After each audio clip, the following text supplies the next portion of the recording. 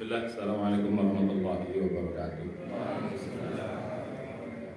Alhamdulillah Rabbil Alamin, wassalatu wassalamu ala asyrafil anbiya'i wal mursalin wa ala alihi wa sahbihi ajma'in. Asyhadu an la ilaha illallah wahdahu la syarika lah, asyhadu anna Muhammadan abduhu wa rasuluhu la nabiyya ba'dah. Mari kita awali kajian kita dengan baca basmalah. Bismillahirrahmanirrahim. Puji syukur kita panjatkan kepada Allah yang masih terus memberikan nikmat yang tak terhingga kepada kita. Sampai pagi ini kita masih diberikan kesehatan, umur panjang dan juga kesempatan. Dan mobil khusus masih Allah anugerahkan kepada kita nikmat iman, nikmat Islam, nikmat ibadah, nikmat menuntut ilmu agama, yang tentunya ini merupakan kenikmatan yang paling berharga yang masih Allah berikan kepada kita. Mudah-mudahan kita senantiasa dijaga iman Islam kita hingga akhir hayat kita. Mudah-mudahan kita semua nanti menghadap Allah dalam keadaan husnul khatimah. Amin ya rabbal alamin. Salawat dan salam mari kita sampaikan kepada junjungan kita semua Nabi besar Muhammad sallallahu alaihi wasallam, dan juga kepada keluarga beliau, para sahabatnya. Mudah-mudahan juga tercurah dilimpahkan kepada umat yang istiqomah di sunnah Nabi, dan kita termasuk ke dalam umat yang istiqomah itu, dan mudah-mudahan di hari kiamat kita bisa mendapat syafaat dari beliau. Amin ya rabbal alamin. Hari ini kaji kita lanjutkan. Kemarin kaji kita masuk kepada hakikat harta, yang sudah saya ingatkan. Berbicara harta ini kita ngeri-ngeri sedap, ngerinya 2 kali, sedapnya sekali ya. Kemarin kita udah belajar ngerinya ya. Ngeri itu ngeri cara dapatnya, ngeri juga kalau udah dapat menghabiskan ya. Jadi makanya banyak orang dalam urusan harta ini pada banyak ngeri. Itu maksudnya ya takut gak dapat, takut gak kaya ya, takut gak bisa hidup enak.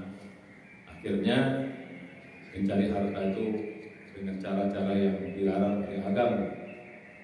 Kemarin saya ingatkan bahwa untuk urusan harta ini hisabnya double ya. Kalau rezeki-rezeki yang lain itu hisabnya cuma 1 kali saja atau 1 macam saja. Nah, kita udah belajar ya, rezeki ada 7 jenis. Jenis yang paling rendah itu kan masalah harta. Kalau rezeki sehat itu cuma pertanyaannya kemana kau pakai sehat. Rezeki umur, mana kau habiskan umur itu ya. Rezeki ilmu juga begitu. Tapi kalau rezeki harta tidak. Dari mana kau dapatnya, kemana kau habiskan.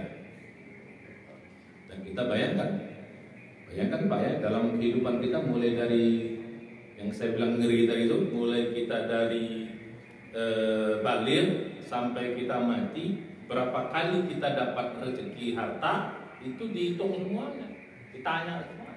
Bayangkan berapa ratus ribu kali kita dapat harta, mulai dari kita balik sampai kita mati. Ditanya, dari mana kau dapat setiap sen yang kita dapat? Bayangkan Pak, kalau kita dapat misalnya ada 100.000 kali, ya itu ditanya 100.000 kali itu. Panjang. Kalau umur kan nggak ditanya, dari mana kau dapat umur? Gak pendek, hisab, cuman kemana kau habiskan. Begitu juga rezeki yang lain. Kalau rezeki harta enggak. Maka dalam satu keterangan ya dari Nabi itu, perbedaan hisab orang kaya sama orang miskin itu masuk surganya itu. Ini kita bicara yang masuk surga ya, bukan yang nggak masuk surga. Itu 500 tahun Pak. Makin panjang 500 tahun. Nah 500 tahun itu kalau hitungan akhirat berapa bulan? Saya bilang tadi ngerinya itu 500 tahun kali 360 hari kali 1000 tahun. Kan gitu kan? Kata Nabi kan, Allah dalam Al-Quran gitu, inna yawman inda rabbika ka'alfi sanatin mimma ta'udun. Satu hari di sisi Allah itu sama dengan 1000 tahun dalam hitungan kalian. Mimma ta'udun, dalam hitungan kita. Jadi kalau 500 tahun berarti 500 kali 360 hari kali 1000 tahun. Woi, hidup kita aja gak segitu. panjangnya. Bahkan dalam perumpamaan yang lain tuh, masuknya orang kaya ke surga itu merangkak. Sangkin apa?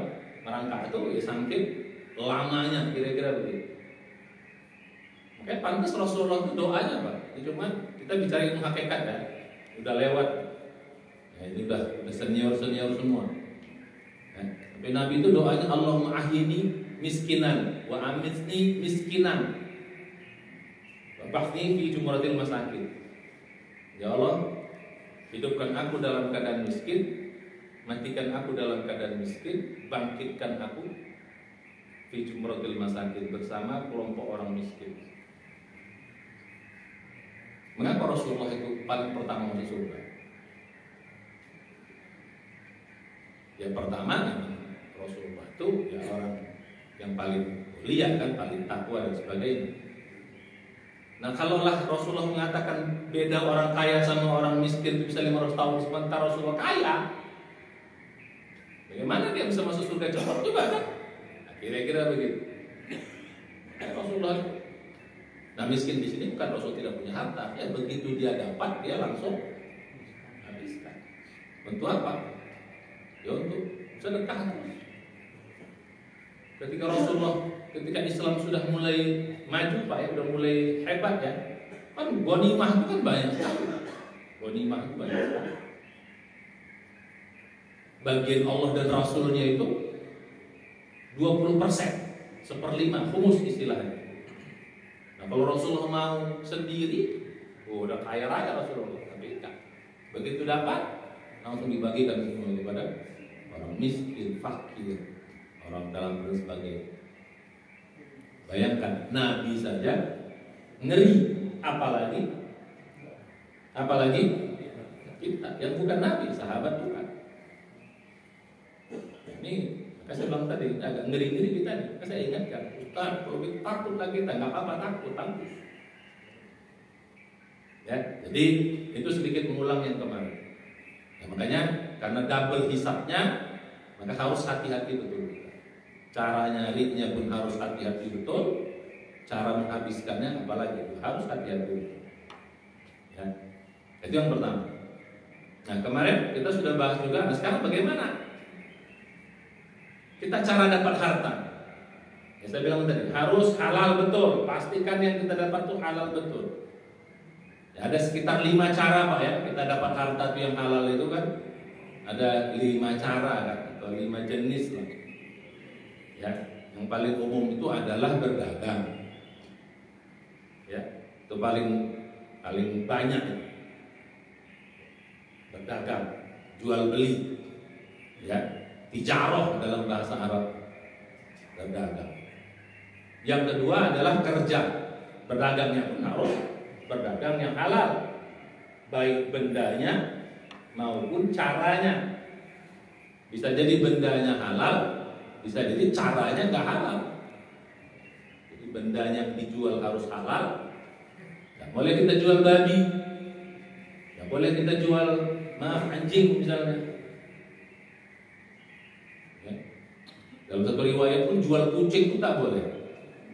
Gitu. Padahal kucing kan bukan benda yang haram, kedua dimakan yang haram juga. Ya karena dia bercakar, berlari itu. Walaupun keharamannya tidak seperti haramnya babi. Ya, bekerja misalnya. Macam kita sekarang banyak, apakah profesi lah, apakah dokter kah, apakah pegawai lah, macam-macam. Ya, ini model yang kedua. Nah yang ketiga, berusaha dengan tangan sendiri seperti bertani. Ya, berusaha bertani, apalagi ya, bikin baju, bikin ini, bikin apa, itu juga bagian dari diperbolehkan. Nabi Daud itu kerjanya begitu. Ya, nah, jadi kata dalam hadis dikatakan sebaik-baik penghasilan itu adalah yang kita kerjakan dengan tangan sendiri. Ya, yang keempat, ya nemu atau ngambil barang, bukan nemu lah ya, ngambil barang di alam. yang punya Allah gitu, bukan punya siapa-siapa. Nelayan itu kan ngambil barang Allah gitu. Ya, atau ke hutan ngambil kayu, walaupun di ujungnya dijual, ya dagang juga betul. Ya, jadi banyak. Jadi termasuk juga mungkin nemu barang-barang yang bukan milik kita, ya, harta karun ditambang misalnya, dan seterusnya. Itu juga. Tapi kalau nemu ada yang kita tahu itu milik orang, nggak boleh. Ya, makanya kalau di Islam itu kalau ada barang-barang ketinggalan itu pasti aman. Kalau di kita, jangan ketinggalan, yang dompet bisa hilang. Ya, karena nggak takut. Kalau kita urusan harta kita takut, sesen saja. Kita masuk, kita makan itu dalam di dunia kita kena, di akhirat kita kena. Jadi gitu. Jadi bahayanya makan lebih bahaya daripada makan babi, lebih bahaya. Jadi gitu. Bukan berarti babi boleh, enggak. Babi aja enggak boleh, apalagi karena barangnya enggak kelihatan, haram bendanya, tapi perbuatannya berbahaya. Jadi kalau kita melihat belajar ilmu hakikat, begitu barang itu enggak benar, rusak istilah kita Pak. Ruhnya barang itu rusak, kira-kira gitu. Kita belajar ilmu hakikat, ruhnya kira-kira macam gitu kita bahas, dalamnya itu rusak. Macam air ini, kalau dia haram misalnya, kalau dilihat kalau kacamata gaib, dia udah berular, berapalah kira-kira gitu. Nah, itu kita makan. Kalau dia haram, kalau dinampakkan, ngeri kita. Ya, jadi gitu. Nah, yang terakhir, yang bentuk terakhir itu adalah hadiah. Hadiah, infak, sedekah, itu juga bagian dari yang halal.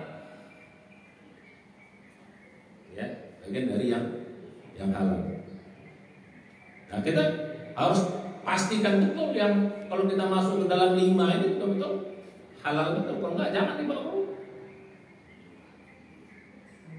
Jadi cara nyarinya aja harus halal. Yang halal saja kena hisab, apalagi yang haram. Kalau yang haram kena azab Pak. Jadi, begitu. Nah sekarang caranya yang kedua adalah yang diharamkan. Yang diharamkan ada 5 juga modelnya Pak. Yang diharamkan, harta yang diharamkan. Yang pertama nyuri. Ya. Gitu. Nyuri, pencuri, nyuri itu barang curian, apakah bentuknya korupsi kah? Korupsi lebih parah lagi. Kalau mencuri itu potong tangan. Ya, kalau korupsi itu bisa masuk al-mufsidu fil ard, bisa dihukum mati. Sampai membuat kerusakan di muka bumi. Ya, mencuri, merampok, jadi derajatnya itu lebih tinggi Pak. Mencuri, potong tangan. Merampok, potong tangan, bersilang. Silang kaki kanan, tangan kanan, kaki kiri, atau kaki kiri, tangan kanan, kaki kiri, kaki tangan kiri, kaki kanan, bersilang. Merampok lebih tinggi lagi. Korupsi di atasnya lagi, bisa dibunuh.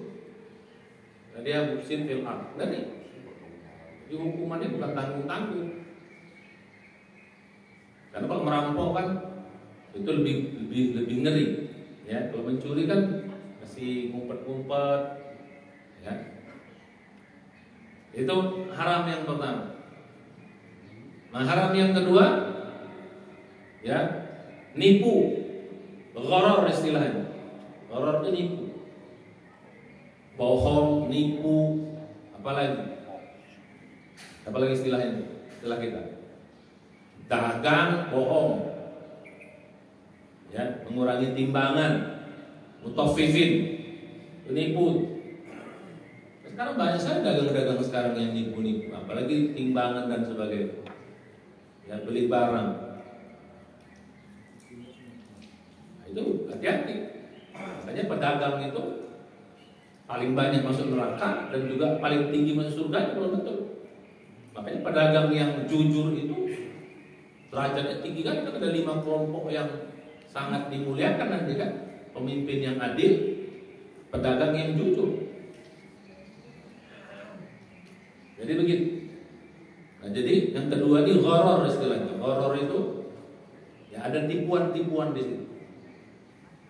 Nah, kalau sekarang, apalagi konteks sekarang ini banyak sekali kan barang-barang yang bisa nipu-nipu itu. Apakah nipu timbangan, nipu kualitas, nipu harga. Ini Pak, kami belinya cuma segini modalnya. Berhati-hati, jangan begitu-gitu. Bilang aja modalnya segitu, atau jangan sebutkan modalnya. Ya mau nggak perlu Bapak tahu berapa modal saya, pokoknya saya jual segini terserah, mau nggak, gitu aja. Kalau sampai, apalagi sampai bersumpah-sumpah, mau bilang. Kan banyak pedagang-pedagang yang seperti itu. Namanya gharar. Nah terus, yang berikutnya lagi namanya riba. Riba nggak boleh. Ya, banyak sekali ayat. Bahkan riba itu termasuk dosa top 7 dosa yang menghancurkan. Ya, di bawah syirik, durhaka itu bisa. Riba. Riba itu menggandakan uang. Ya sederhananya, ya kita minjam X dibalikan X plus. Bahkan dalam Al-Quran dikatakan sedikit pun nggak boleh kita riba. Wadharu ma baqiya minar riba. Ya, dalam surat kedua ayat 278 atau 277. Ayyuhalladzina amanu taqullaha ya wadharu ma baqiya minar riba. In kuntum mu'minin. Wahai orang beriman, bertakwalah kepada Allah, tinggalkan sisa-sisa riba. Wadharu ma baqiya minar riba in kuntum ta'lamun. Kalau kamu mengetahui. Jadi gitu. In kuntum mu'minin, apabila kamu termasuk orang-orang beriman. Jadi mencuri, terus apa tadi? Menipu. Terus riba. Satu lagi judi. Ya. Maisir istilahnya. Judi. Nah, sekarang banyak kali judi, Pak. Nauzubillah.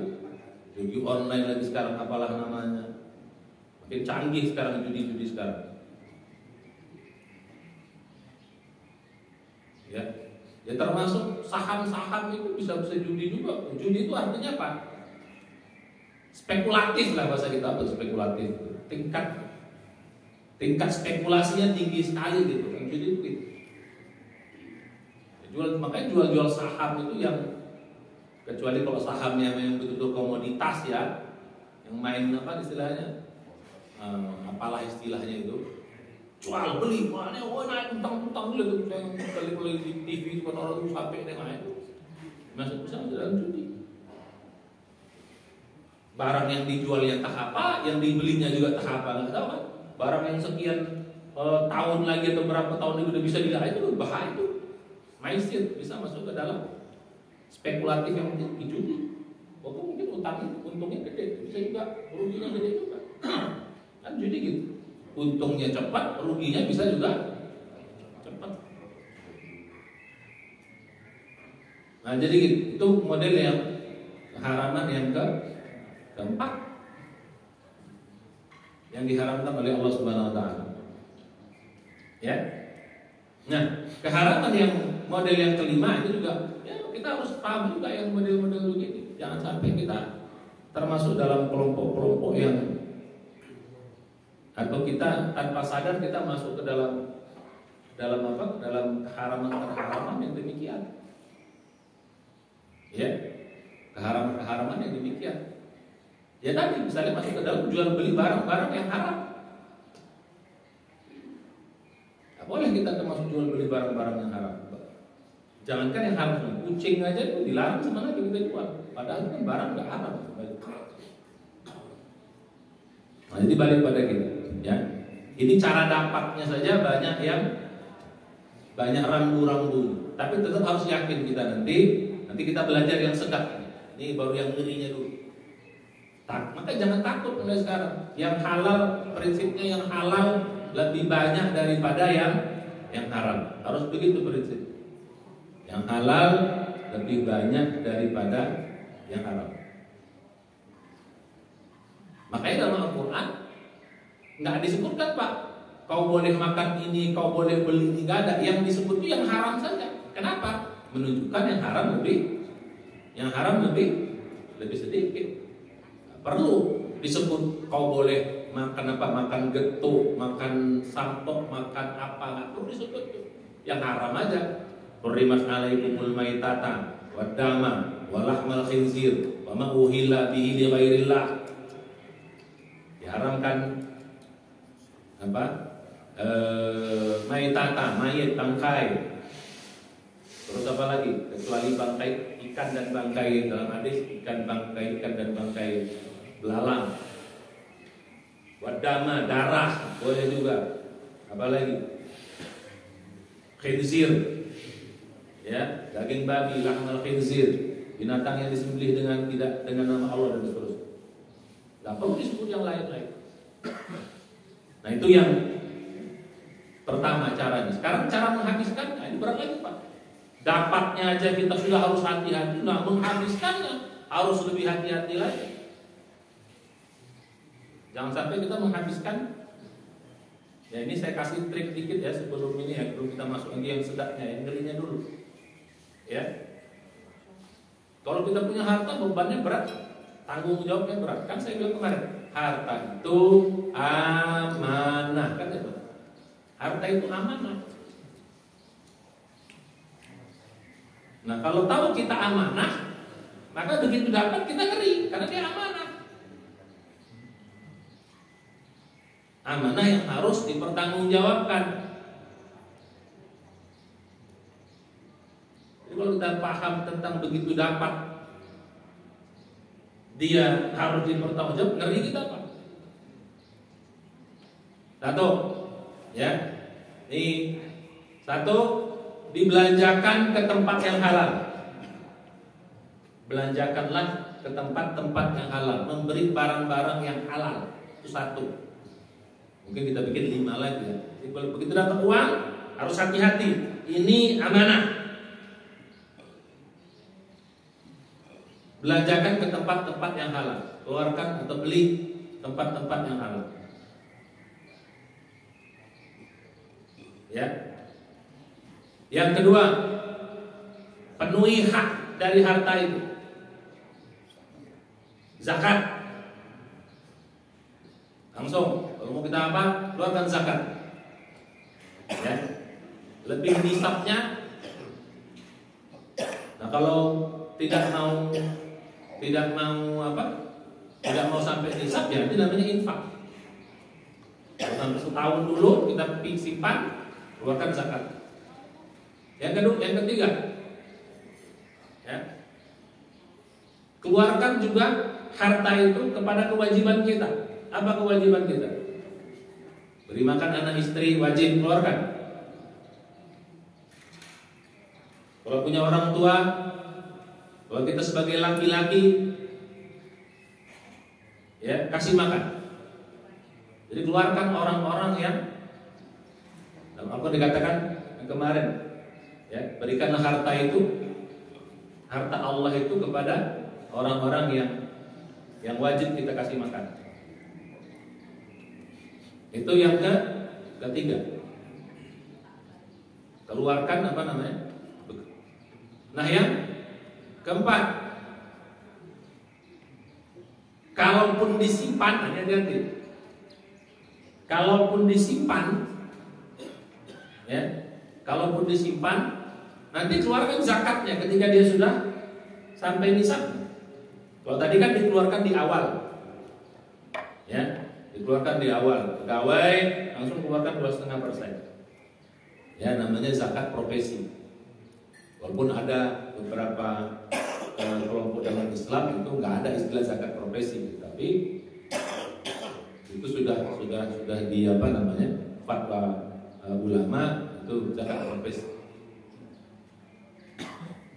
Orang petani aja yang nggak jelas saja dapatnya keluar, masa dokter yang dapatnya banyak nggak keluar. Nah kalau ini disimpan, begitu barang disimpan harus dikeluarkan zakat.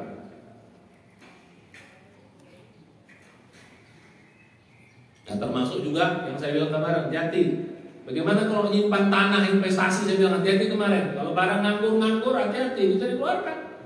Itu kita bahas yang terakhir itu. Ya, jadi gitu. Yang keempat, kalau perlu disimpan, keluarkan zakat. Jangan sampai. Nah, yang kelima, jangan bermewah-mewah. Jangan berlebih-lebihan, mubazir. Bermewah-mewah itu dilarang. Mubazir dilarang. Inilah mubazirin akan ikhwana syayatin dalam perkataan. Wala tabdzira. Janganlah kamu membuat mubazir. Itu surat Al-Isra. Dan kita baru mubazir. Jadi mewah-mewahan itu tahu mewah apa ya? Mewah itu apa sih bahasa kita? Yang di luar kebutuhan sebenarnya. Di luar yang wajar, ya wajar kan kadang ya agak susah juga. Ya. Jadi kalau kebutuhan semahal apapun nggak apa-apa.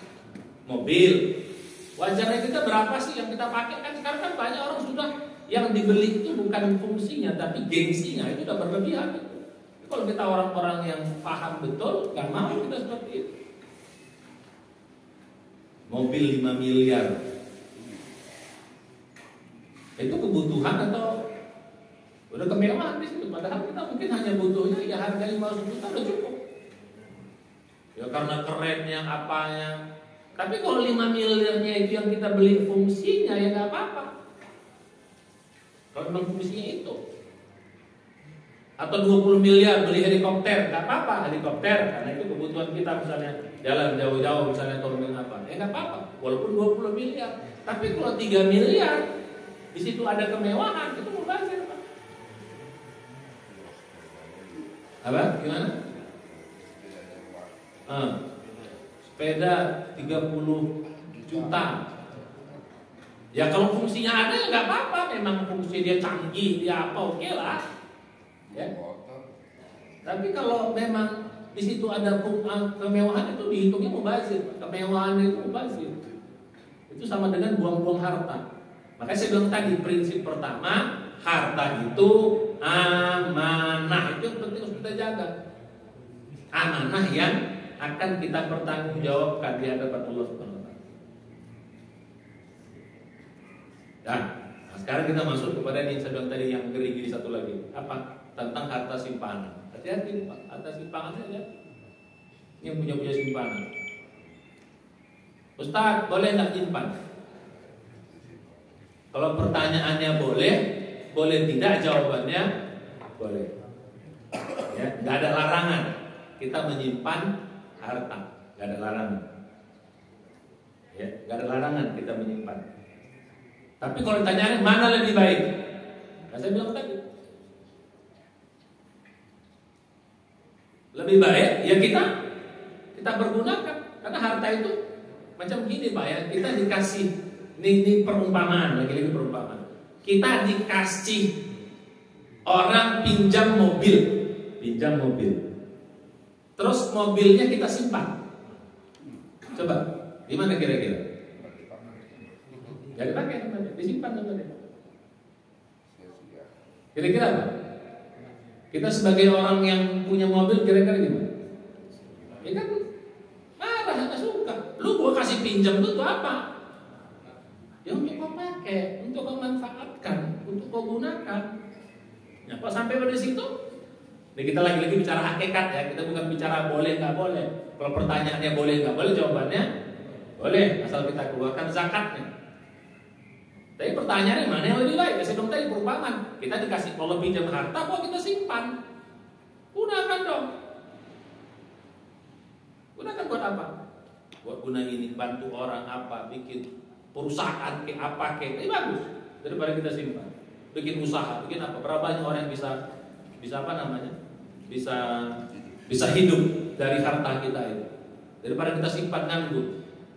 Walaupun kita keluarkan zakat. Jadi gitu. Jadi mulai sekarang kalau punya harta bagus, pergunakan, jangan disimpan-simpan. Karena begitu kita mati, habis Pak. Kan saya bilang kemarin, ya, harta itu dipinjamkan sama kita, hak guna pakai selama masih hidup, Pak. Udah mati, udah nggak ada lagi, udah bukan harta kita lagi.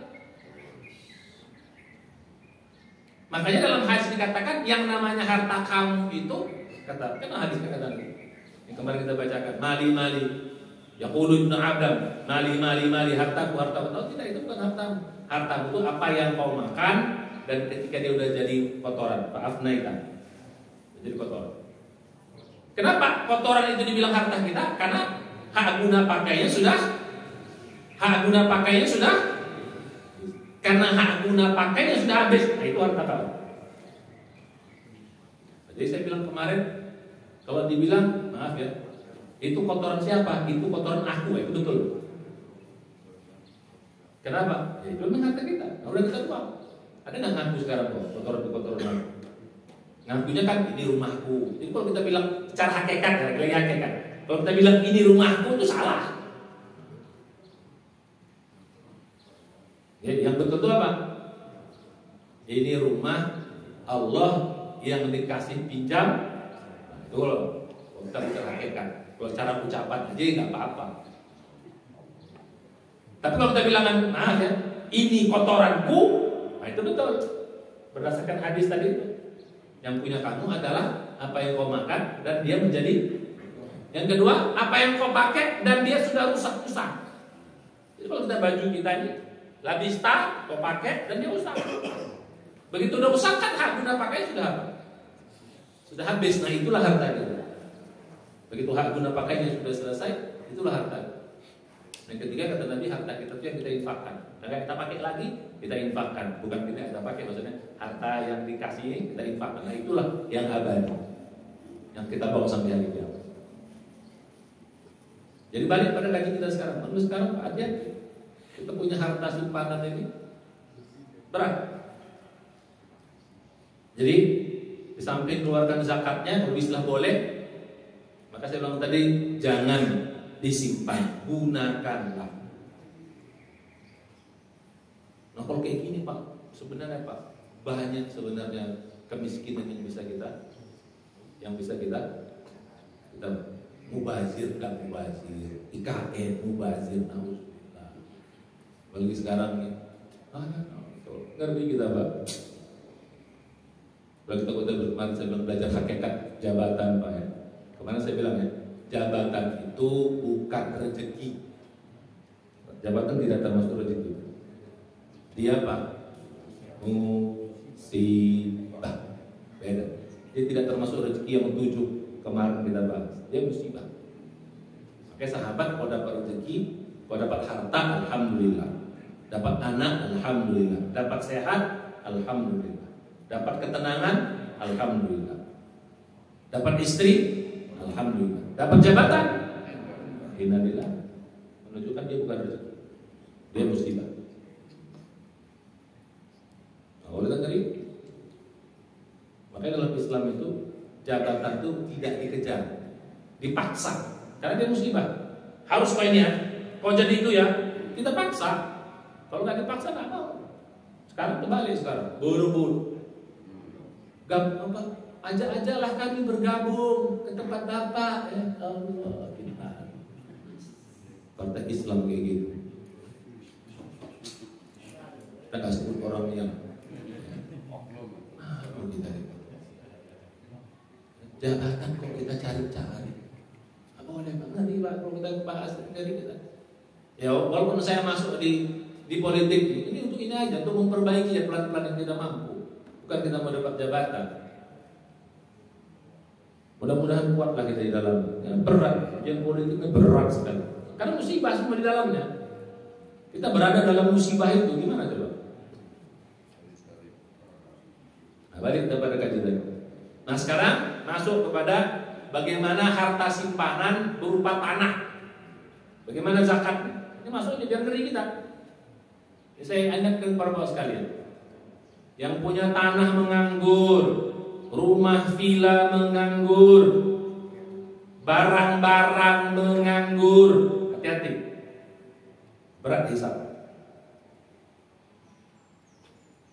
Ya, tanah misalnya. Kalau kita punya tanah Bu, Pak, jangan menganggur, gunakan. Imma bikin tanah itu apa, ditanami atau disewakan atau kalau nggak disewakan juga, Ustaz sekarang susah kok disewakan gini. Udah, kasih orang miskin yang ngelolanya, hasilnya buat dia. Itulah zakat. Itulah infaknya. Karena kalau bapak kita nganggur, Bu, kita bikin nganggur, tidak kita gunakan, itu zakatnya seharga barang itu. Jadi kalau harga tanah itu 2 miliar, maka zakatnya 2,5 dari 2 miliar, karena itu barang simpanan. Sekarang tanah itu sudah menjadi barang simpanan, Pak. Kalau dulu enggak ada zakat tanah. Kenapa? Dulu tanah itu enggak ada simpanan. Tapi sekarang dia sudah menjadi barang simpanan. Kena makanya. Lihat dalam surat ke-9, surah At-Taubah ayat 33-34. Jadi kena, hati-hati. Nah, kalau tanah ini yang 2 miliar ini kita sewakan, sewanya 20 juta atau 30 juta, maka yang kena itu Pak 2,5% dari 30 juta ini. Menunjukkan apa? Menunjukkan karena dia dipakai.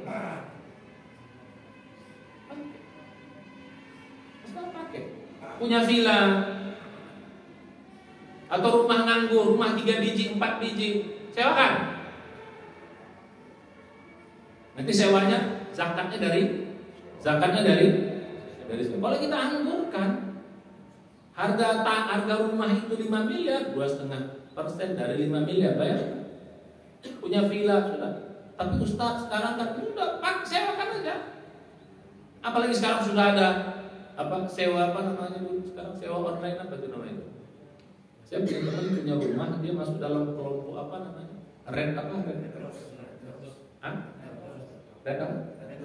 Red door. Nah, perkara belum orang makan ya nggak ada masalah. Tapi nanti kan sekarang karena Ustaz kan nanti kalau saya perlu pakai, kalau pakai kan kalau red door kan bisa kita yang pakai. Kalau nggak kita pakai, kita sewakan. Nanti berapa dapat tiap bulan, ya keluarkan zakat. Udah mudah sekarang. Jadi nggak ada alasan kalau disewa-sewakan, rumahnya rusak. Sekarang kita nggak bicara itu, kita bicara hakikat gitu. Itu mau kena hisab kan nanti panjang cerita. Jadi mau punya tanah, mau punya ini. Nah, termasuk barang-barang Bu di rumah Bu, yang udah putus, yang nggak ini udah keluarin aja deh. Infakin. Ngapain nyemak-nyemain? Apa nyemak-nyemain itu? Menuhin rumah aja. Ya kecuali kalau barang-barang yang sangat inilah, yang tidak layak. Kalau masih layak sudah lah. Sepatu 20 misalnya ibu-ibu. Udah yang dipakai berapa sih? Paling banyak cuma 3. Udah lah, yang 17 dipakai. Baju Bu berapa lemari? 5 lemari, yang dipakai cuma 1 lemari, udah 4 lemari, apa itu? Ya kecuali kalau dia fungsional memang kita pakai, lain cerita. Di waktu-waktu tertentu. Tapi memang udah ngapain sih? Tadi hisabnya panjang. Ini pesan saya kepada yang punya barang. Nah tadi kalau punya uang investasikan daripada simpan di bank. Kalau pertanyaan boleh, jawabannya boleh. Bank yang benar harus bank syariah. Kalau bank konvensional, kalau niatnya menyimpan untuk dapat bunganya atau depositonya, itu haram jatuh. Walaupun ada ulama mengatakan membolehkan kalau kita menyimpan di bank konvensional untuk fungsinya, untuk mudah transfer untuk apa sebagai oke lah. Karena kita nggak ngambil kita nggak niat menyimpan untuk kita ambil bunganya. Yang nyimpannya cuma untuk fungsi transfer. Nah ini pesan saya yang pertama. Nah sekarang ini yang ngeri-ngerinya Pak ya. Nah, sekarang kita masuk kepada ngeri yang berikutnya lagi. Ya. Berat pertama kita punya harta banyak ketika kita mati. Jadi yang punya harta banyak tadi ini kita bilang simpanan tadi. Kalau kita pakai yang tadi kita manfaatkan, aman. Tapi kalau kita tidak manfaatkan, hati-hati. Yang tadi banyak simpanan yang tidak dimanfaatkan. Kalau dimanfaatkan, alhamdulillah. Jadi kalau tidak dimanfaatkan, bagus. Kalau tidak mau digunakan, diinfakkan, diwakafkan. Tapi sayang Ustaz 10 hektar, enggak dibawa mati, enggak. Bawa mati dia dengan bentuk wakaf. Ya, Pak Yuli, yang 5 hektar yang kemarin itu, nah, kasih aja Pak, infakin aja. Ya. Oke. Nah sekarang yang punya harta banyak, penderitaan pertama, penderitaan sakratul maut. Jadi sakratul maut, orang yang punya harta banyak tidak dimanfaatkan,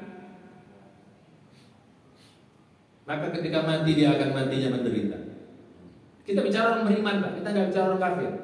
Kita nggak bicara orang zalim. Orang zalim udah pasti, bukannya menderita urusan harta dia, ya urusan yang lain juga dia menderita. Ini kita bicara mungkin sholat kita aman, puasa kita aman, ya baca Quran kita aman, tapi bab harta kita nggak aman. Jadi penyesalan pertama itu penyesalan sakratul maut. Satu. Ya itu surat berapa? Kemarin 63 ayat 10-11 Al-Munafiqun. Penyesalan kedua dikubur. Bagaimana penyesalnya? Ketika kita mati Pak, kalaulah yang tadi harta kita kan ahli waris kita paham, ahli waris kita mengerti uang yang mereka dapat dari warisan kita digunakan pada yang baik, kita bersyukur. Diinfakkannya, bahkan kalau anak-anak yang paham itu, yang paham, kalau nggak paham ya, kita sudah cukup dapat harta warisan, infakkan semua atas nama orang tua. Wah itu top.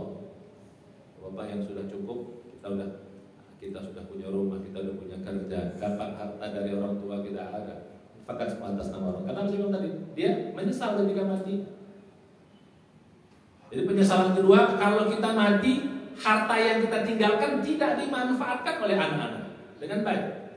Malah dia bermewah-mewah. Yang parahnya dia berantem urusan itu. Bunuh-bunuhan.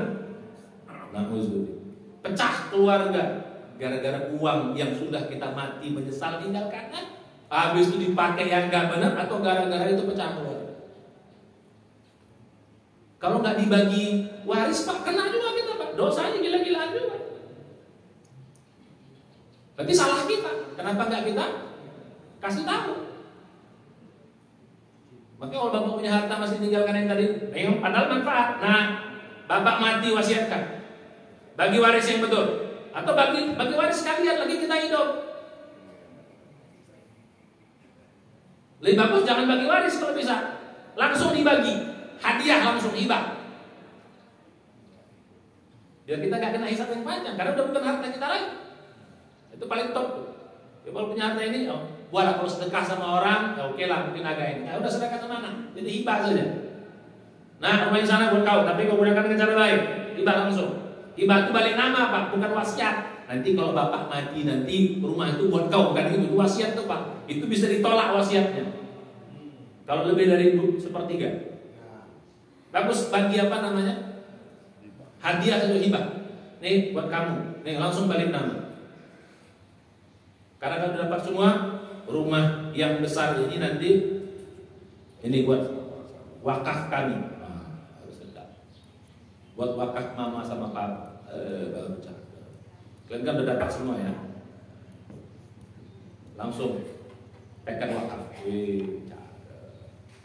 Ini kita bicara ilmu hakikat, bukan bicara boleh tidak boleh. Nah, balik tadi, penyesalan kedua ketika kita mati harta nggak dipakai, apalagi tadi harta sampai bikin permusuhan, sampai ini tidak dibagi waris pun tiga. Satu tidak dipakai dengan cara yang benar sama waris. Atau belum, satu tidak dibagi waris dengan cara benar, kena kita yang dikubur.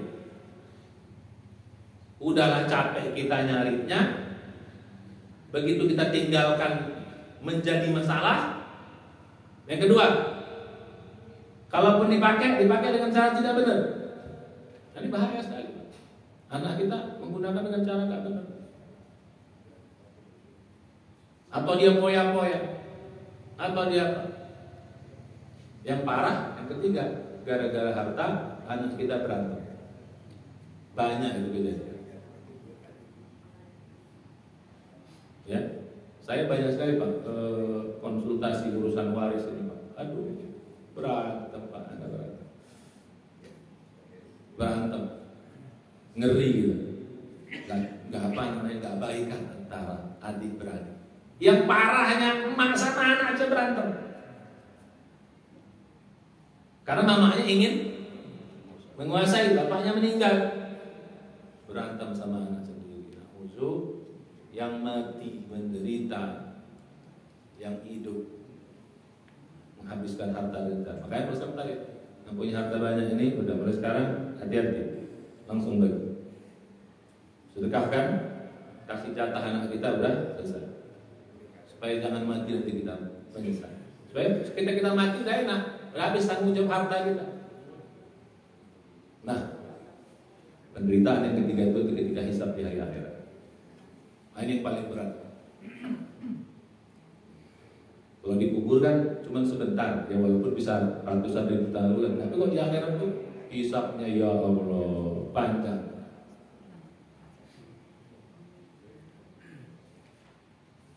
Nah, harta yang kita itu seolah-olah kita panggul, Pak. Ini yang halal, kita bicara yang halal. Kita panggul harta. Bayangkan, harta yang banyak itu kita panggul. Yang sisa yang ketika kita mati itu kita panggul semua. Kalau dia haram, dia dijadikan apa namanya? Dijadikan emas dalam bentuk gosokan, kita digosok.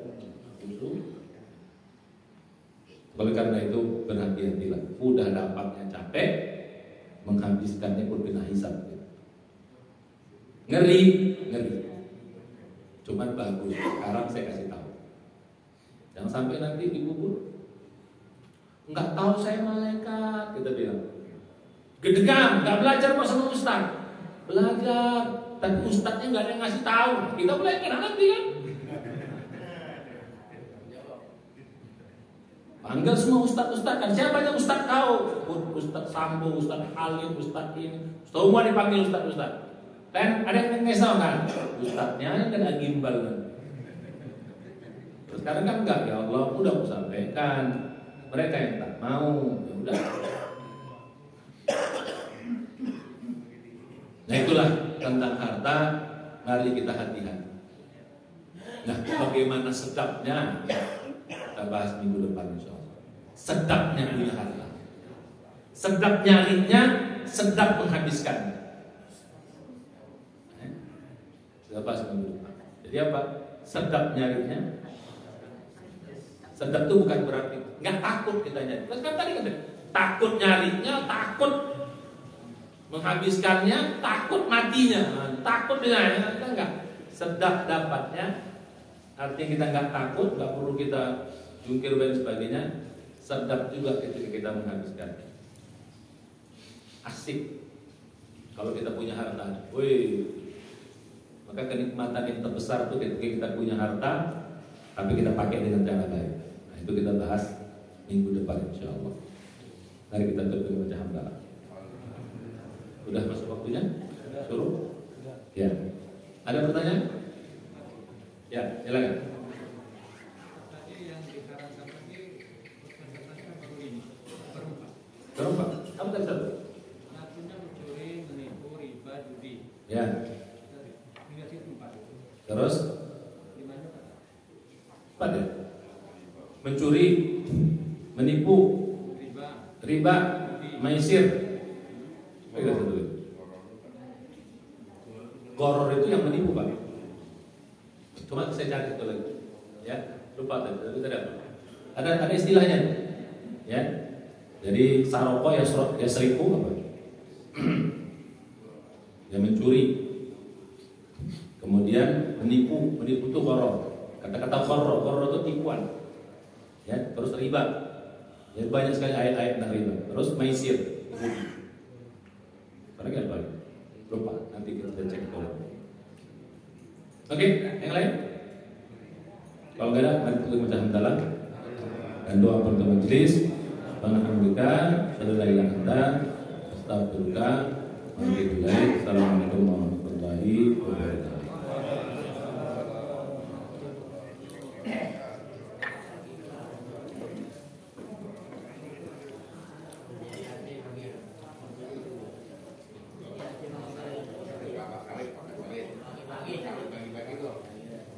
Oh ini warisan yang didapat dengan cara tidak hukum Allah. Ya, jadi gitu. Jadi